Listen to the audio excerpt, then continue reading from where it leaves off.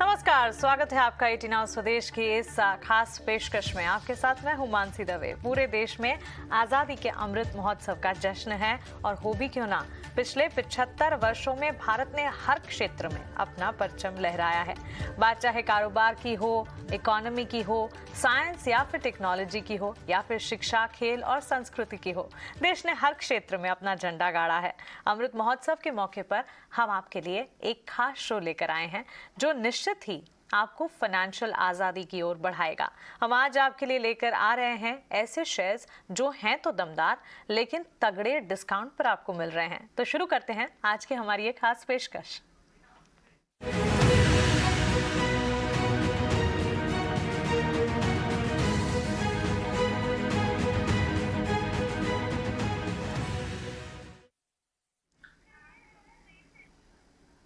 और इस खास पेशकश में हमारे साथ दिग्गजों की पैनल जुड़ी हैं जो कि आपके लिए खास वो स्क्रिप्ट्स, वो स्टॉक्स लेकर आए हैं जो कि अट्रैक्टिव लेवल्स पर फिलहाल आपको मिल सकते हैं और इन्हें आप अपने पोर्टफोलियो का हिस्सा जरूर बनाकर चल सकते हैं। मेरे साथ सुदीप बंदोपाध्याय जी हैं इंडिट्रेड कैपिटल से, इनॉक वेंचर्स से विजय चोपड़ा हमारे साथ हैं और साथ ही विनीत बुलिंचकर वेंचुरा सिक्योरिटी से थोड़ी देर में हमारे साथ जुड़ेंगे। सुदीप जी, विजय जी, आपका बहुत स्वागत है 18 नाउ स्वदेश पर। अपना समय देने के लिए आपका बहुत शुक्रिया। स्वतंत्रता दिवस के मौके पर ये खास पेशकश हम लेकर आए हैं। दमदार अट्रैक्टिव शेयरों की सूची आप हमें बताने वाले हैं। सबसे पहले तो स्वतंत्रता दिवस की आप दोनों को ही ढेरों शुभकामनाएं।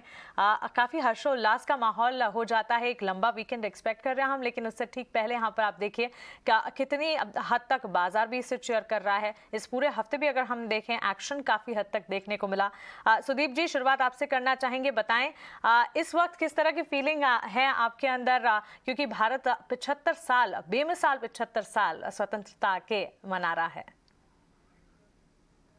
और देखिए, एक गर्व की बात है कि पिछले 75 साल ने डेमोक्रेटिक कंट्री के लिहाज पे हम लोग प्रोग्रेस किए हैं और हर क्षेत्र में हमने प्रोग्रेस किया है और आज दुनिया के जाने माने देशों में भारत का नाम लिया जाता है। हर स्फीयर में भारत और भारतीय अपना कदम आगे बढ़ाए हैं और अपना पहचान जचाए हैं। तो ये बहुत गर्व की बात है और उम्मीद यही करते हैं कि आने वाले दिनों में भी एक शांतिपूर्ण वातावरण में हम लोग प्रोग्रेस करते रहेंगे और डेमोक्रेसी का झंडा लहराता रहेगा।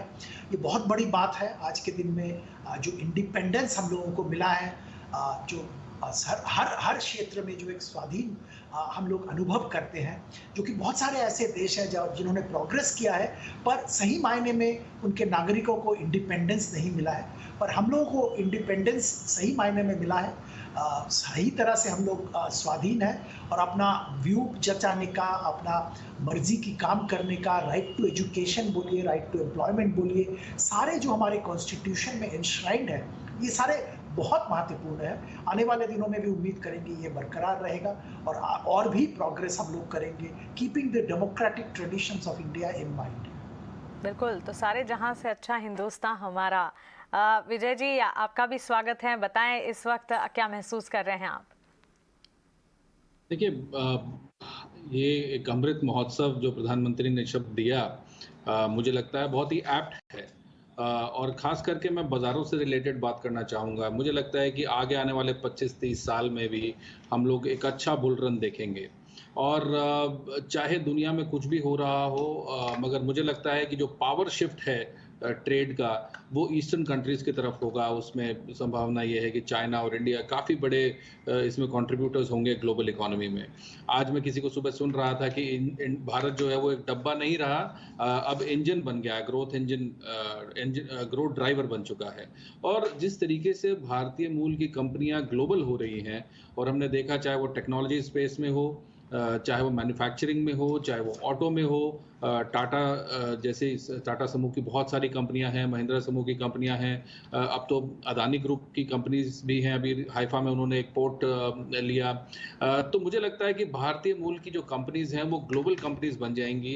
मैन्युफैक्चरिंग कंपनीज भी ग्लोबल फुटप्रिंट रखेंगी अपना, और बहुत बड़ा बिजनेस हम लोग होल्ड करेंगे और उस पर इन्फ्लुएंस होल्ड करेंगे।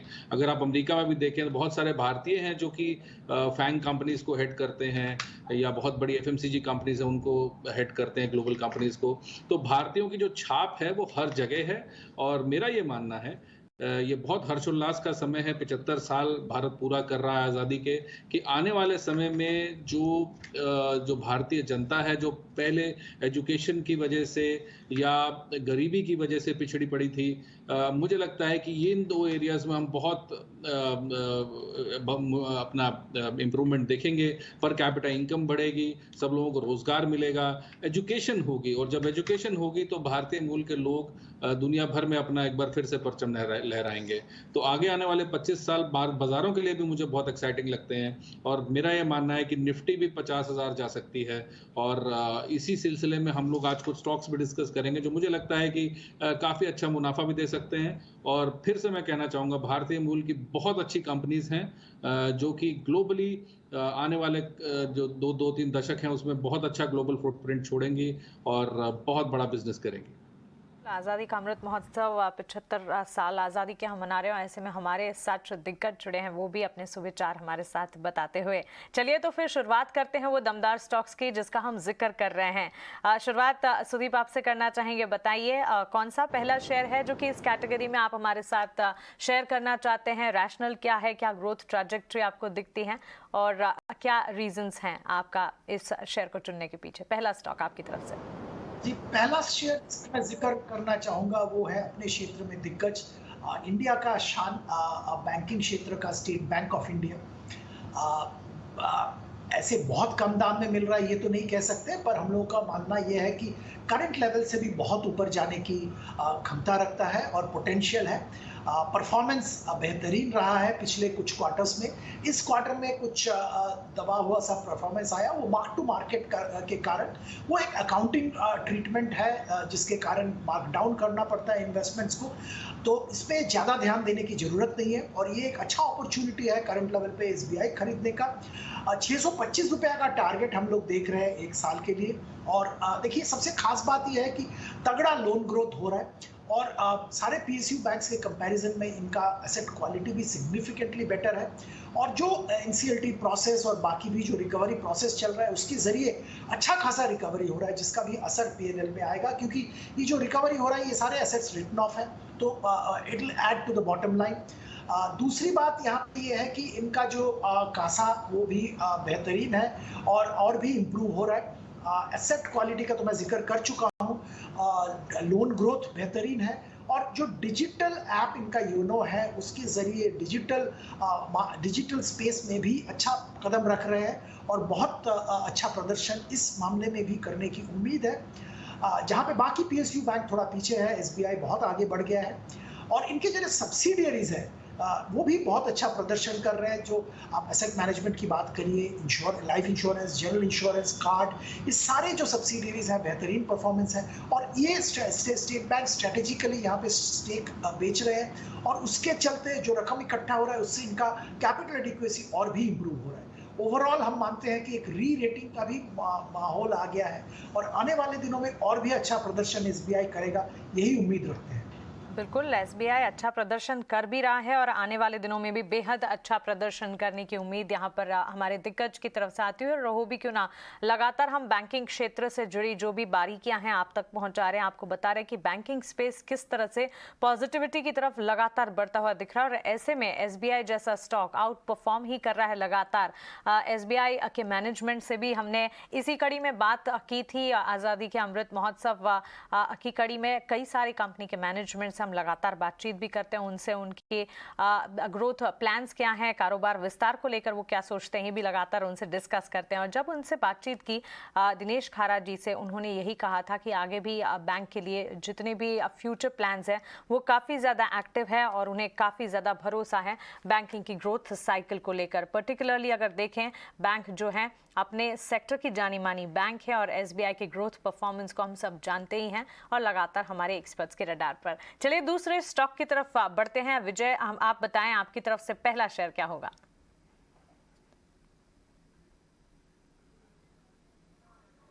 विजय, प्लीज अनम्यूट योरसेल्फ।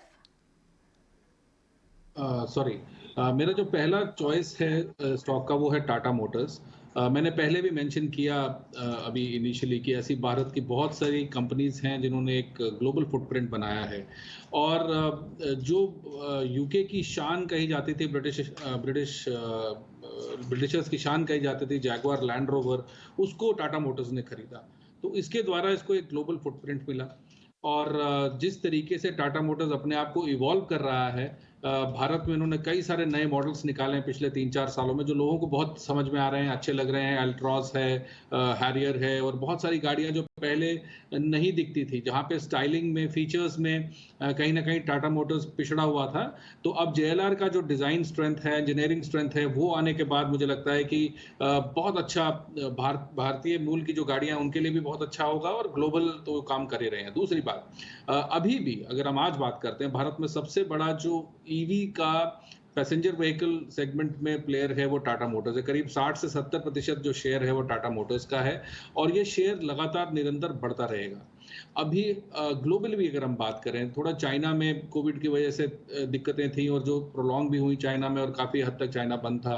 काफ़ी बड़ा मार्केट जैगुआर लैंड रोवर का चाइना है, और चाइना में जैसे ही अब चीज़ें खुलेंगी, मुझे लगता है आने वाली तिमाहियों में JLR की जो सेल्स हैं चाइना से बहुत अच्छी मिलने वाली हैं। एक और बात जो मैनेजमेंट ने कही कि 2030 तक वो कम्प्लीटली EV जाने की बात कर रहे हैं। ये बात आपके सारे दर्शकों को मैं कहना चाहता हूँ कि बैकवर्ड और फॉरवर्ड इंटीग्रेटेड कंपनी है टाटा मोटर्स। टाटा केमिकल्स जो है बहुत काम कर रही है बैटरी में। तो EV की बैटरीज में, चाहे वो सोडियम आयन हो, लिथियम आयन हो, उस पर काफ़ी ये लोग काम कर रहे हैं। और मेरा ये मानना है कि एक ग्लोबल हब बनेगा भारत और UK बैटरी के लिए। तो टाटा मोटर्स मुझे बहुत अच्छा लगता है, और मेरा ये अंदेशा है कि यदि कोई थोड़ी लंबी अवधि तक इस कंपनी को होल्ड करके रखे तो ये 800 का स्तर भी टच कर सकता है। इसका जो ऑल टाइम हाई था करीब 620 रुपए था, जो 2015 में इसने टच किया था, और उसके बाद ये नीचे ही रहा है। मगर अब जिस तरीके से कंपनी पूरी इवॉल्व हुई है और हमने ट्रांसफॉर्मेशन देखा है इस कंपनी में, मेरा ये मानना है टाटा मोटर्स बहुत अच्छा करेगा। अगर कोई लंबी अवधि तक लेके इसको रखता है तो बहुत अच्छा मुनाफा इसमें मिलना चाहिए। 800 के टारगेट के लिए मैं इसको रिकमेंड करना चाहूँगा। ठीक है, 800 का टारगेट यहाँ पर टाटा मोटर्स खरीदारी की राय, ईवी का एक मेजर प्ले। और आपको बता दें, कंपनी की तरफ से जो कमेंट्रीज भी आती हुई दिखी है, लगातार ऑर्डर बुक का बढ़ने की यहाँ पर खबरें हमने देखी हैं। चिप सप्लाई एक हद तक इम्प्रूव होता हुआ दिखा है, जो कि कंपनी के कारोबार के लिए काफ़ी बुलिश हैं, काफ़ी पॉजिटिव हैं। और यहाँ पर काफ़ी हद तक कंपनी अपने डेट को भी कम करने की कोशिश कर रही है, जिसके चलते कारोबार जो है वो आगे और बढ़ता हुआ, और एक बड़ा पॉजिटिव ट्रिगर ये भी माना जा रहा है।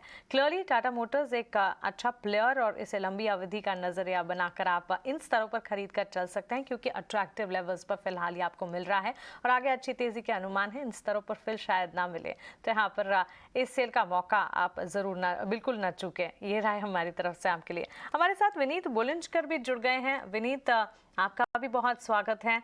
और हम आज़ादी के अमृत महोत्सव में शेयरों के यहाँ पर कह सकते हैं उन शेयरों की बात कर रहे हैं जो कि काफ़ी अट्रैक्टिव लेवल्स पर फिलहाल मिल रहे हैं। आपसे शुरुआत कर रही हूँ आपके पहले शेयर से। आप बताइए कौन सा स्टॉक है जो इस कड़ी में पहला आप सुझाना चाहेंगे? हमें बैंकिंग क्षेत्र में बहुत तेजी लगती है, और उनमें एक लो प्राइस स्टॉक है बैंक ऑफ महाराष्ट्र, जो हमें पसंद है। इसकी करंट वैल्यू 15-16 रुपया है, और हमारा प्राइस टारगेट इसमें 25 का है। हमें इसमें अच्छाई क्यों लगती है कि ये अभी फॉलो ऑन IPO करेगा, जिसमें फंड्स रेज करेगा फ्रॉम बैंक। गवर्नमेंट की होल्डिंग 95% से डाइल्यूट करनी है। ये उसका एक छोटा सा नेगेटिव है, पर बाकी सब फैक्टर्स पॉजिटिव है। इनके NPA काफी, PCR रेशियो इनका 90% है, so all NPAs are accounted for. इसकी ग्रोथ 1,35,000 करोड़ से एडवांसेस बढ़ के जाएगी 2 लाख करोड़ तक अगले 3 साल में, और ये 0.6 प्राइस टू बुक पे अवेलेबल है। इसकी रिटर्न ऑन इक्विटी लगभग 15-16 के अनुमान है हमें ओवर द नेक्स्ट 3 इयर्स, और हमें लगता है कि इतना relatively cheap valuation, fully NPAs provided for write backs की काफी संभावना है, बफरिंग ज्यादा है इसमें। तो हमें लगता है कि ये स्टॉक आपको एक अच्छी खासी बढ़त दे सकता है over the next 2 years. 60% upside हमें लगता है इसमें। बिल्कुल, यहाँ पर 3 स्टॉक्स आपको इस सूची में मिल चुके हैं और 6 शेयर्स हम आपको बताने वाले हैं और काफ़ी अच्छे लेवल्स पर फिलहाल ये मिल रहे हैं। और ये हमारी जो खास पेशकश है स्टॉक सेल, इसे नाम इसीलिए दिया है क्योंकि आप देखिए इन स्तरों पर या बाजार में जिस तरह से हम मोमेंटम देख रहे हैं, ऐसे में उन शेयरों को चुनना जो कि अच्छे लेवल्स पर फिलहाल मिल रहे हैं, सबसे बड़ा सवाल यही है। क्योंकि अमूमन इन्वेस्टर से गलती वही हो जाती है जब किसी स्टॉक में एक बड़ा स्तर छू लिया है, वहां पर अगर आपने एंट्री कर ली तो फिर जाहिर सी बात है वहां से पूरे अनुमान है कि स्टॉक एक बार डिप देख सकते हैं, फिर उन स्तरों से कितना ऊपर जाएगा, या फिर ऐसा भी हो सकता है कि आप सिचुएशनल रिसर्च जब अपनी करेंगे कहीं आप ये भी पाएंगे कि इससे भी ज्यादा अच्छे लेवल्स पर ये मिल रहा था और आप वो मौका चूक गए। वो फीलिंग आपको ना आए, इसीलिए इस तरह की खास पेशकश हम लेकर आते हैं क्योंकि रिसर्च कर हम आपको ये बता रहे हैं कि बाजार में जहां इतना मोमेंटम है, कौन से ऐसे शेयर्स हैं जो अभी आपको मौका दे रहे हैं और अच्छे स्तर पर आपको मिल रहे हैं। चलिए सुदीप, वापस आपकी तरफ बढ़ते हैं और आप बताएं आपकी तरफ से दूसरा शेयर कौन सा होगा। जी, टेक्नोलॉजी क्षेत्र की दिग्गज कंपनी थोड़ा पिटा हुआ है आजकल। HCL टेक का मैं जिक्र करना चाहूँगा। ये अगर आप देखेंगे कि बाकी जो दिग्गज कंपनीज हैं, इन्फोसिस, TCS, विप्रो वगैरह के कंपैरिजन में अच्छा वैल्यूएशन में मिल रहा है। इनके जो पिछले 2 क्वार्टर के नतीजे मार्केट का जो एक्सपेक्टेशन था उससे भी खराब आया है और इसका मुख्य कारण है इनका जो प्रोडक्ट्स और प्लेटफॉर्म बिजनेस है, वहाँ पे कुछ दिक्कतें थी, वहाँ पे ग्रोथ कम था और उसी के कारण इनके जो रिजल्ट्स भी ठीक ठाक नहीं आए।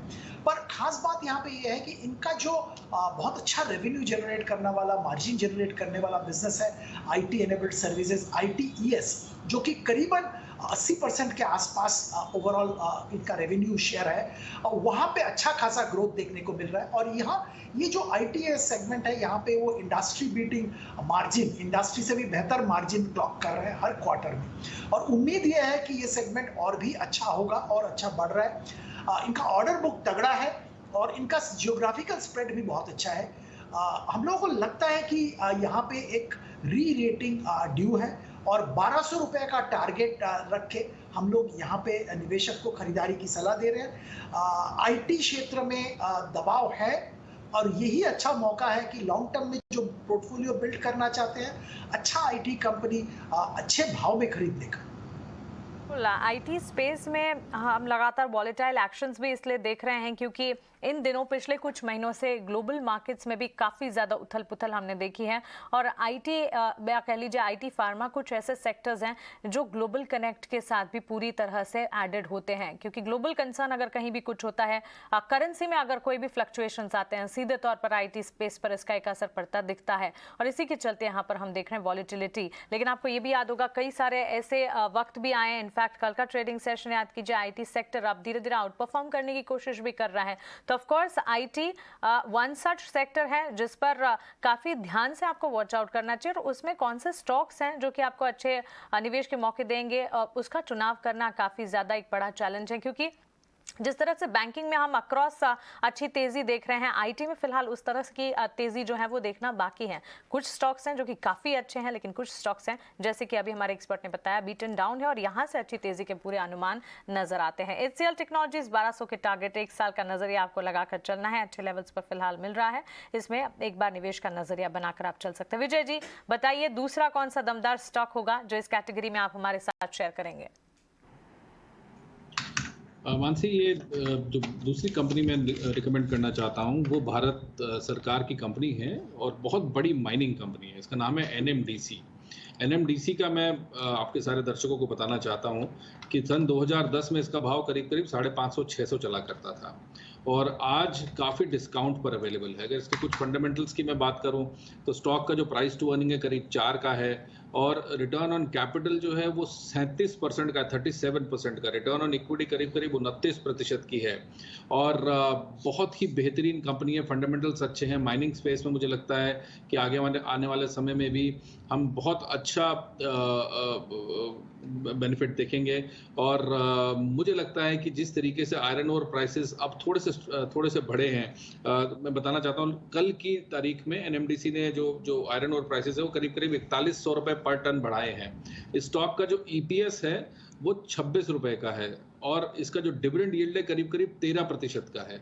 तो हर रीति से ये स्टॉक बहुत अच्छा है। एक और चीज़ मैं बताना चाहता हूँ, सितंबर तक जो अनाउंसमेंट आया है इसमें एक और डिमर्जर होना है। डिमर्जर का न्यूज़ है नगरनार स्टील प्लांट का, और ये नगरनार स्टील प्लांट की जो वैल्यूएशन मेरा अंदाजे से हमने जो लगाई है वो करीब करीब 35 से 40 रुपए बनती है। ये मैं बहुत गई गुजरी वैल्यूएशन बता रहा हूँ, क्योंकि इसमें करीब करीब 18,000 करोड़ का इन्वेस्टमेंट किया था एनएमडीसी ने, और इसको लेने के लिए छत्तीसगढ़ सरकार तैयार है, जेएसडब्ल्यू तैयार है, अदानी समूह तैयार है, काफी सारी जो बड़ी कंपनीज हैं मेटल्स में, वो एनएमडीसी के इस नगरनार स्टील प्लांट को लेने के लिए तैयार हैं। तो मेरे अंदाजे से ये स्टॉक बहुत ही अच्छी और गिरी हुई वैल्यूएशंस पे अभी अवेलेबल है। 117 के करीब इसका भाव है। यदि कोई इसको 1-1.5 साल तक रखता है, मुझे लगता है इसका 180-190 रुपए का टारगेट आराम से बनेगा। और ये बहुत ही अच्छा डिविडेंड भी देता है। मैं बार बार बोल रहा हूँ, करीब करीब 13% का डिविडेंड यील्ड था लास्ट ईयर। अगर आयरन ओर प्राइसेस को एडजस्टेड डिविडेंड भी देखें तो करीब 11-11.5% का अच्छा डिविडेंड आएगा। और वैल्यूएशन वाइज बहुत ही सप्रेस्ड वैल्यूएशंस पे है, माइनिंग स्पेस से है, और मुझे लगता है हम कमोडिटी के एक बहुत सुपर बुल रन में है। अगले 25 साल 30 साल तक हम कमोडिटी बुल रन में रहेंगे। तो एनएमडीसी लेने का रिकमेंडेशन है 117 रुपए पे, और 180 के टारगेट के लिए इसको खरीदा जा सकता है। ये हर लिहाज से पॉजिटिव एनएमडीसी यहाँ पर नज़र आता है। विजय को 180 के टारगेट्स को मानकर चले, एक साल का नज़रिया आपको लगाना होगा। और ऑफ कोर्स जिस तरह से उन्होंने हमें समझाया, फंडामेंटल सारे पॉजिटिव नज़र आ रहे हैं, चाहे फिर डिविडेंड की हिस्ट्री हो या फिर ग्रोथ ट्रैजेक्टरी हो, एक्सपेंशन प्लान्स हो, कमोडिटीज़ का एक इम्पैक्ट आता है इन स्टॉक्स पर, और इसी के चलते एनएमडीसी पर नज़र रखनी चाहिए। विनीत, बताएं आपकी तरफ से इस कड़ी में दूसरा शेयर कौन सा होगा? हमें पावर फाइनेंस कॉर्पोरेशन अच्छा लगता है। पावर फाइनेंस कॉर्पोरेशन आपको 0.4 टाइम्स बुक वैल्यू में मिल रहा है। इसकी अर्निंग्स ग्रोथ 16% है, इनके आरओई 16.5% है, और इनकी अर्निंग्स ग्रोथ अगले 3 साल में लगभग 16% रहेगी। तो adjusted price to book value basis पे आपको ये 0.3 में मिलता है। अगर आपको फाइनेंस शेयर्स में तेजी लगता है तो मुझे लगता है कि ये काफी अंडर वैल्यूड स्टॉक है। इसमें डिविडेंड यील्ड भी 10 से 11% के बीच में बैठती है। एंड इसमें सबसे अच्छी बात यह है कि जो power finance electricity amendment act का जो बिल इंट्रोड्यूस हुआ था पार्लियामेंट पे, और आगे जान के टाइम में क्लियर होगा, उससे काफी डार्क क्लाउड जो पावर सेक्टर पे जो है वो निकल जाएंगे, और उसमें से हमें लगता है कि पावर सेक्टर का पूरा री रेटिंग होगा, और उसमें पावर फाइनेंस कॉर्पोरेशन सबसे बेस्ट प्लेस्ड है in terms of valuation to benefit from this. Okay, तो चलिए पावर फाइनेंस कॉर्पोरेशन पर राय आते हुए विनीत की तरफ से 210 के टारगेट्स, और इसे थोड़ा लॉन्ग टर्म पर्सपेक्टिव के लिए आपको रखना चाहिए। करीब 2 साल का नजरिया विनीत बता रहे हैं। पीएफसी में अच्छे लेवल्स पर ये फिलहाल मिलता हुआ 210 के टारगेट्स को ध्यान में रखते हुए खरीदारी की जा सकती है, और इसे पोर्टफोलियो में रखने लायक स्टॉक। सुदीप, इसी सूची में आखिरी और तीसरा स्टॉक आपकी तरफ से कौन सा होगा?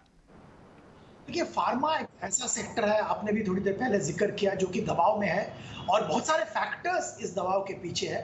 पर इस सेक्टर का एक कंपनी का मैं जिक्र करना चाहूँगा, बहुत दबाव में है पिछले करीब 1-1.5 साल से। बहुत सारे रीजन भी उसके थे। एक तो यूएस बिजनेस पिकअप नहीं हो रहा था, दूसरा कुछ गवर्नेंस रिलेटेड इश्यूज भी थे, कुछ यूएस एफडीए का स्ट्रिक्चर्स था।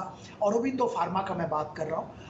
बहुत दिक्कतें के बीच में से कंपनी गुजर गया है, और अभी करंट पिछले क्वार्टर में जो नतीजे कल सामने आए हैं, उससे लगता है कि एक बार इनका परफॉर्मेंस और इनका जो सारी जो दिक्कतें धीरे धीरे दूर हो रही हैं। यूएस बिजनेस में अच्छा ट्रैक्शन देखने को मिला बहुत दिनों के बाद, मार्जिन भी ठीक ठाक है, कुछ हद तक मार्केट के जो एक्सपेक्टेशन था उससे भी बेहतर आया है।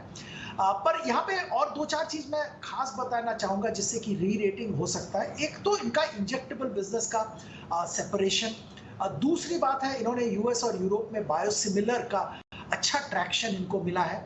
पीएलआई स्कीम के अंडर जो एपीआई फॉर्मुलेशन के बिजनेस में ये आए हैं, वो भी आने वाले दिनों में सेपरेट हो सकता है। तो ये सब अगर आप नजर में रखें तो कि एक सॉलिड एक लेवल बन रहा है जहां से एक ब्रेकआउट हो सकता है, और 700 रुपया जैसे मैंने बोला टारगेट रख के 1 साल की खरीदारी की जा सकती है। ऑब्वियसली पीआर कंपैरिजन में बहुत अट्रैक्टिव वैल्यूएशन में अवेलेबल है, बैलेंस शीट स्ट्रांग है, कैश फ्लो पॉजिटिव्स है, तो सारे लक्षण है जो कि टेक ऑफ के लिए जरूरी होता है। तो यहाँ पे 1 साल खरीदारी बहुत इंपॉर्टेंट। बिल्कुल, तो चलिए औरो फार्मा यहाँ पर सुदीप की तरफ से उनकी राय, लेकिन समय की पाबंदी है और 2 शेयर्स हमें समझने हैं। विजय और विनीत से क्विकली जानते हैं। विजय जी बताइए, अगला शेयर आपकी तरफ से कौन सा होगा? जो मेरा आखिरी शेयर होगा मानसी, आज वो भी एक भारत सरकार की कंपनी है। उसका नाम है हिंदुस्तान कॉपर। हिंदुस्तान कॉपर मुझे इन वैल्यूएशंस पे बहुत ही चीप लगता है। उसके कुछ कारण हैं। प्राइमरीली ये एक डिसइन्वेस्टमेंट कैंडिडेट भी है, तो हो सकता है कि आगे आने वाले समय में भारत सरकार इसको डिसइन्वेस्ट करे। इस स्टॉक का जो भाव था करीब-करीब 600 चलता था, मैंने जैसे पहले बोला 2010 के आसपास। तो हिंदुस्तान कॉपर में भी एक बहुत सीरियस अपसाइड अभी पॉसिबल है। एक चीज़ जो हमें समझनी होगी कि जो पूरी दुनिया में कॉपर माइंस हैं, करीब 2% पर एनम के हिसाब से ड्राई हो रही हैं, यानी कि कॉपर की कमी होने वाली है आगे आने वाले समय में। जो ईवी की डिमांड है, एक टिपिकल ईवी में 3 गुना ज़्यादा कॉपर लगता है एक नॉर्मल गाड़ी से। जी। तो ईवी की डिमांड में कॉपर की रिक्वायरमेंट बढ़ने वाली है। हाई ग्रेड कॉपर की स्कैरसिटी है और मुझे लगता है कि जो लास्ट बुल रन हमने देखा था उसमें कॉपर 4 गुना मारा था 2000 से 2008 के बीच में। कॉपर करीब $1.5 से $6 तक गया था। तो बिल्कुल। जो अब नया बुल रन कॉपर का शुरू होगा तो उसमें मुझे लगता है हिंदुस्तान कॉपर को बहुत बेनिफिट पहुंचना चाहिए। ओके। यदि कोई लंबी अवधि के लिए 2-3 साल के लिए भी लेना चाहता है तो ले सकता है। पहला टारगेट मेरा 160 है और अगर कोई लंबा रखना चाहता है तो हो सकता है आपको 200 और 250 भी दिखे। बिल्कुल विनीत, आपसे जानना चाहेंगे, क्विकली बताएं आपका लास्ट सिलेक्शन। हिमाचल फ्यूचरिस्टिक्स हमें अच्छा लगता है। 5G की boom, defence electronics, railways and telecom equipment and services में ये कंपनी काफी अच्छी प्रदर्शन कर रही है और हमें लगता है कि ये आने वाले 3 साल में आपका पैट कैगर 30% होने वाला है। आज का 323 करोड़ का 700 करोड़ 3 साल में, और जहाँ पे डबलिंग ऑफ प्रॉफिट है इन 3 इयर्स, तो ये स्टॉक आपको काफी अच्छी रिटर्न दे सकता है। हमें लगता है कि ये स्टॉक नेक्स्ट 24 मंथ्स में आपको 30% रिटर्न दे सकती है। ओके, तो चलिए 9 स्टॉक्स की लिस्ट आपके लिए तैयार है। लंबी अवधि का नजरिया यहाँ पर रखें और इन स्टॉक्स पर जरूर खास तौर से ध्यान रखें। हमारे तीनों एक्सपर्ट्स का बहुत शुक्रिया हमारे साथ इस खास पेशकश में जुड़ने के लिए। चलिए, आज़ादी का अमृत महोत्सव की कड़ी में हमारी इस खास पेशकश में इतना ही। हमें दीजिए इजाजत, लेकिन आप बने रहें ET Now स्वदेश के साथ। नमस्कार।